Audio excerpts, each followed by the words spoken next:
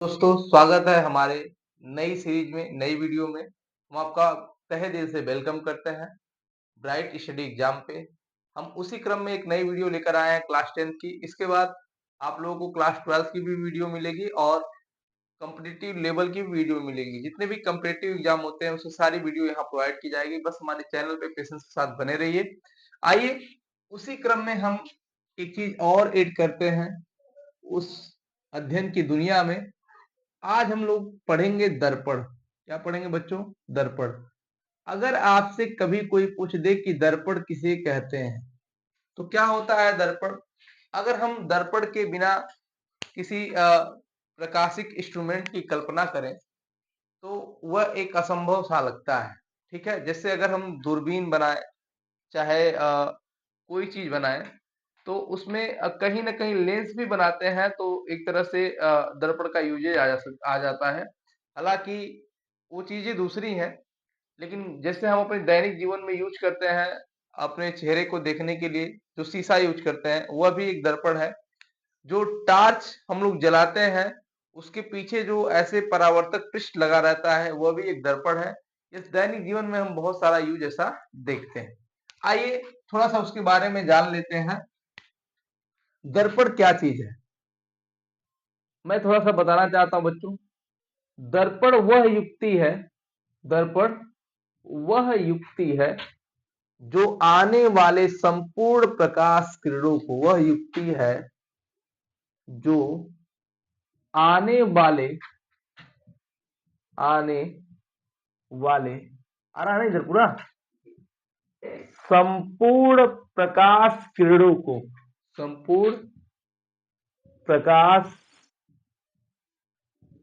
किरणों को लगभग लगभग पूर्ण रूप से, किस रूप से? पूर्ण रूप से परावर्तित कर देता है। क्या कर देता है? परावर्तित कर देता है। ठीक है, क्या समझे हम? दर्पण वह युक्ति है जो आने वाले संपूर्ण प्रकाश किरणों को लगभग पूर्ण रूप से परावर्तित कर देता है। क्लियर है? अब दर्पण कितने टाइप के होते हैं? दर्पण दो टाइप के होते हैं। एक समतल दर्पण कह दीजिए और एक गोलीय दर्पण कह दीजिए। या तो अगर हम पूरा पढ़ना चाहें बच्चों तो तीन प्रकार का पढ़ेंगे। एक समतल दर्पण, एक क्या? अवतल दर्पण, और एक क्या? उत्तल दर्पण। उत्तल दर्पण। ठीक है बच्चों, कितने टाइप के? तीन। एक आप पढ़ेंगे क्या? समतल दर्पण, एक पढ़ेंगे आप अवतल दर्पण, और एक पढ़ेंगे आप उत्तल दर्पण। अब इन तीनों में क्या डिफरेंस होता है, क्या अंतर होता है, आइए हम बताते हैं। जब किसी समतल पृष्ठ पर एक तरफ पॉलिश कर दिया जाए, ऐसे ऐसे एक तरफ कलई कर दिया जाए, ये कलई किया गया पृष्ठ है बच्चों। क्या है? कलई किया गया पृष्ठ, कलई किया गया पृष्ठ। और इसके जस्ट सामने क्या है बच्चों? परावर्तक तल। क्या है? परावर्तक तल। यह कौन सा दर्पण हो गया? समतल दर्पण। वह जब कांच के एक समतल तल पर, जब कांच के एक समतल तल पर एक तरफ कलई किया गया हो और उसके सामने वाला पृष्ठ क्या हो? परावर्तक तल हो, ऐसे दर्पण को क्या कहते हैं? समतल दर्पण कहते हैं। क्या तो हो गया बेटा? अब यहां पर हम लोग आएंगे, अब इसको थोड़ा सा समझेंगे। अवतल दर्पण और उत्तल दर्पण, यह दोनों को अगर हम मर्ज कर सकते हैं तो ऐसे मर्ज करके कह सकते हैं यह क्या है? गोलीय दर्पण। क्या है? गोलीय दर्पण। हालांकि समतल दर्पण भी एक तरह का क्या है? गोलीय दर्पण है। इसको भी कैसे हम कैसे गोलीय दर्पण कह सकते हैं? मान लीजिए एक अनंत त्रिज्या वाला एक बहुत बड़ा गोला है, ऐसे बहुत बड़ा गोला है, उसका एक छोटा सा भाग, हल्का सा छोटा सा भाग काट लेंगे तो इसका झुकाव पता चलेगा? करो, पता चलेगा? नहीं पता चलेगा ना। तो हम समतल दर्पण का एक डेफिनेशन और भी लिख सकते हैं, समतल दर्पण अनंत त्रिज्या वाले गोले का कटा हुआ भाग होता है। यह भी एक डेफिनेशन हम लिख सकते हैं, समतल दर्पण एक अनंत त्रिज्या वाले त्रिज्या वाले गोले का कटा हुआ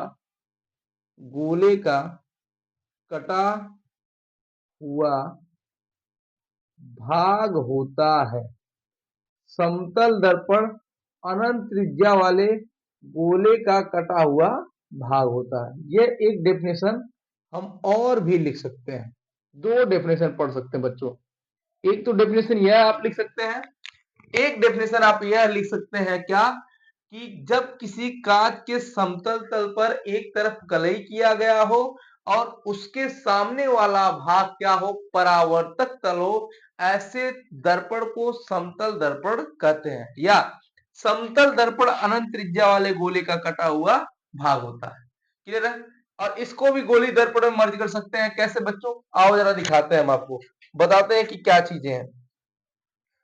ठीक है, समझा जाए सारी चीजों को और देखा जाए सारी चीजों को। अब देखिए हम कैसे गोली दर्पण को डिफाइन करेंगे, अवतल और उत्तल में कैसे डिफाइन करेंगे। अब देखो बच्चों, माना कि कांच का एक खोखला गोला है ऐसे, ठीक है, तो पूरा अच्छे से नहीं बना गोल, क्योंकि एकदम अच्छे से बना दो बच्चों। ये ऐसा ठीक है, लगभग बन गया। खैर अब एकदम परफेक्ट तो नहीं बन पाया, लेकिन तब भी बना। ठीक है, देखिए गोला और वृत्त में अंतर, यह वृत्त नहीं है, यह क्या है, गोला है। वृत्त जो होता है 2D होता है, जिसमें लंबाई और चौड़ाई होती है, और गोला जो होता है वह 3D होता है, जिसमें लंबाई, चौड़ाई और ऊंचाई तीनों होती है। जनरली हम वस्तुओं को या पूरे इस ब्रह्मांड में नॉर्मली जितनी भी वस्तुएं आपको दिखाई देती हैं वह 1D और 2D और 3D होती है। 1D का मतलब होता है जिसमें या तो केवल लंबाई हो, ठीक है, और 2D में क्या, लंबाई और चौड़ाई हो, और 3D में लंबाई, चौड़ाई और ऊंचाई तीनों हो। क्लियर है? तो इसका देखो, यह 2D का आयतन नहीं होता है, लेकिन 3D का आयतन होता है, क्योंकि आयतन बराबर होता है क्या, लंबाई गुणे चौड़ाई गुणे ऊंचाई, LBH। क्लियर है? तो यह क्या है, कांच के कांच का एक खोखला गोला है ऐसे 3D। बॉल देखे हैं, बॉल, गेंद देखे हैं, गेंद, फुटबॉल देखे हैं, सेम वही चीज कल्पना करिए कि यह एक फुटबॉल है। ठीक है, तो दर्पण को कैसे बनाएंगे बच्चों? अब मैंने ऐसे इधर से इसमें काट दिया डॉट लाइन से, देखो इसको काट रहा हूं, ऐसे काट दिया इसको। रुक जाओ, 6 महीने रुक जा, मेरी बॉडी बनने वाली है। चलो भाई, यहां मैंने इसको क्या किया, काट दिया। अब जब काट दिया तो मेरे मन में एक सवाल आया, क्या हम इसको दर्पण में कन्वर्ट करें। अभी ये पारदर्शी कांच का एक खोखला गोला है, तो एक बार मेरा मन किया, मैंने इसको ऐसे कलई कर दिया। देखो पेंटिंग ऐसे करते हैं, इसमें ऐसे कलई कर दिया ऊपर से। क्लियर है?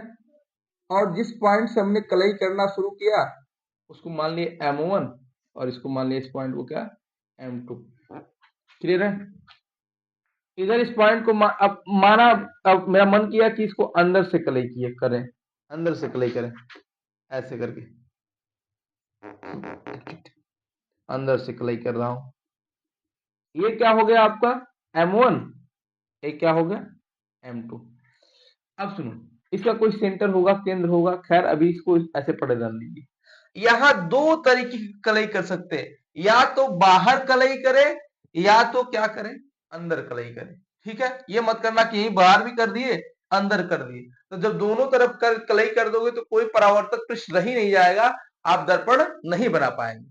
दर्पण में दो चीजें आपको देखने को मिलेंगी, एक कलई किया गया तल और एक परावर्तक पृष्ठ। अगर आप दोनों तरफ कलई कर देते हैं तो वह दर्पण हो ही नहीं सकता, बन ही नहीं सकता। दर्पण बनाने के लिए आपको एक तरफ कलई करना पड़ेगा, अगर सोचे कि दोनों तरफ कलई कर देंगे तो आप उस फिजिक्स की दुनिया से बाहर हो, आप दर्पण नहीं बना पाएंगे।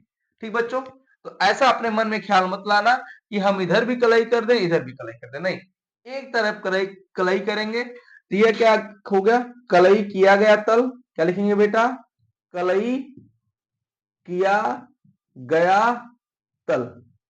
और जस्ट इसके जो सामने वाला भाग है वह क्या है, परावर्तक पृष्ठ है। क्या बेटा, परावर्तक पृष्ठ है। और यहां यह क्या है, यह कलई किया गया तल, क्या है, कलई किया गया तल। और जस्ट इसके जो सामने वाला यह भाग है वह क्या है, परावर्तक पृष्ठ।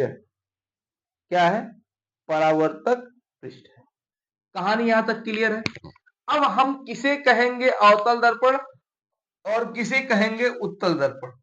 वह दर्पण जिसके उभरे हुए भाग पर कलई किया गया, उभरे हुए भाग पर कलई किया गया हो और दबा हुआ भाग या दबा हुआ पृष्ठ परावर्तक तल हो, उसको कहते हैं क्या, अवतल, अवतल दर्पण। How can say it. अव मतलब दबा हुआ, अव मतलब दबा हुआ, दबा हुआ, और तल मतलब तल, दबा हुआ तल। वह दर्पण जिसका दबा हुआ तल क्या हो, परावर्तक पृष्ठ हो। क्या हो, परावर्तक पृष्ठ। वह दर्पण जिसका दबा हुआ तल परावर्तक पृष्ठ होता है उसे अवतल दर्पण कहते हैं। या तो इसका डेफिनेशन ऐसे भी लिख सकते हैं बेटा, ध्यान दीजिए, वह दर्पण जिसके उभरे हुए भाग पर कलई किया गया हो, उभरे हुए भाग पर कलई किया गया हो और दबा हुआ पृष्ठ परावर्तक तल हो, उसे क्या कहते हैं, अवतल दर्पण। क्या कहते हैं, अवतल दर्पण। कहानी यहाँ तक समझ में आया बच्चों। अब देखो ये क्या है, उत्तल दर्पण, उत्तल, ठीक है, उत्तल दर्पण। उ मतलब उभरा हुआ, उ मतलब क्या, उभरा हुआ तल, उभरा हुआ तल, ठीक है। अब देखो उभरा हुआ तल से क्या समझेंगे, वह दर्पण जिसका परावर्तक पृष्ठ, परावर्तक पृष्ठ उभरा हुआ तल हो, वह दर्पण जिसका परावर्तक पृष्ठ उभरा हुआ तल हो उसे क्या कहते हैं, उत्तल दर्पण। क्या कहते हैं, उत्तल दर्पण। वह दर्पण जिसका परावर्तक पृष्ठ क्या हो, उभरा हुआ तल हो, उसे कहते हैं उत्तल दर्पण। ठीक है, या तो ऐसे लिख सकते हैं, या तो ऐसे लिख सकते हैं कि वह दर्पण जिसके दबे हुए भाग पर कलई किया गया हो, क्या किया गया हो, दबे हुए भाग पर कलई किया गया हो और उभरा हुआ तल क्या हो, परावर्तक पृष्ठ हो, ऐसे दर्पण को क्या कहते हैं, उत्तल दर्पण कहते हैं। यहां तक आप लोग स्क्रीनशॉट ले लीजिए। ठीक है बच्चों, एकदम एकदम ऐसे ही सुचारू रूप से नोट्स बनाइएगा अपने, ठीक है, कोई दिक्कत नहीं है। आप एकदम क्रमवार ढंग से सारी चीजें आपको बताई गई हैं। कहीं भी आपको कंफ्यूजन हो तो यू कैन से हियर, ठीक है, आपकी हर समस्या को सुना जाएगा। और बच्चों ठीक है, फन को मत ढूंढो, जीवन फन से नहीं चलने वाला। हर जगह मनोरंजन को मत ढूंढिए, कभी जीवन में अपने सीरियसनेस को लाइए। ठीक है, बिना संघर्ष के कहीं कोई चीज अचीव नहीं हो सकती। No pain no gain. If you are find pain then you are find development. Clear है बच्चों, जब आप कहीं किसी जगह संघर्ष को पाएंगे तभी आप सफलताओं को पा सकते हैं, अन्यथा आपको आपसे सफलताएं दूर चली जाएंगी बच्चों। ठीक है, यहां तक आप इसको नोट डाउन करिए, फिर इसके बाद मैं अगले पृष्ठ पे इसको जारी करूं। बच्चों वहां तक स्क्रीनशॉट आप ले चुके होंगे। अब हम लोग नई चीज को इसमें ऐड करने जा रहे हैं, पढ़ने जा रहे हैं। ये नई चीज क्या ऐड हो रही है, दर्पण से संबंधित शब्दावली।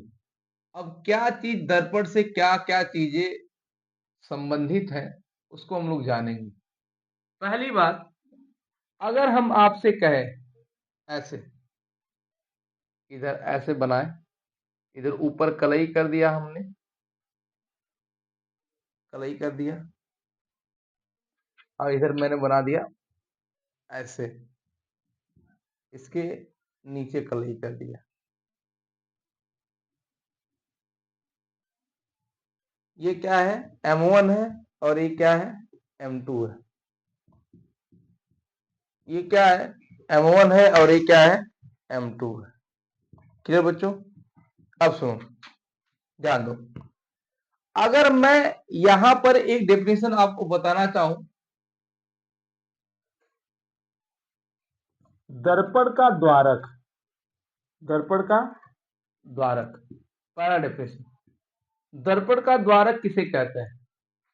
तो दर्पण के दोनों प्रारंभिक हिस्सों को, प्रारंभिक सिरों को मिलाने वाली जीवा को, यह M1 और M2, M1 और M2, ध्यान दो बच्चों, दर्पण के दोनों सिरों को मिलाने वाली जीवा को, ऐसे लिखेंगे, दर्पण के दोनों सिरों को, सिरों को मिलाने वाली जीवा को, मिलाने वाली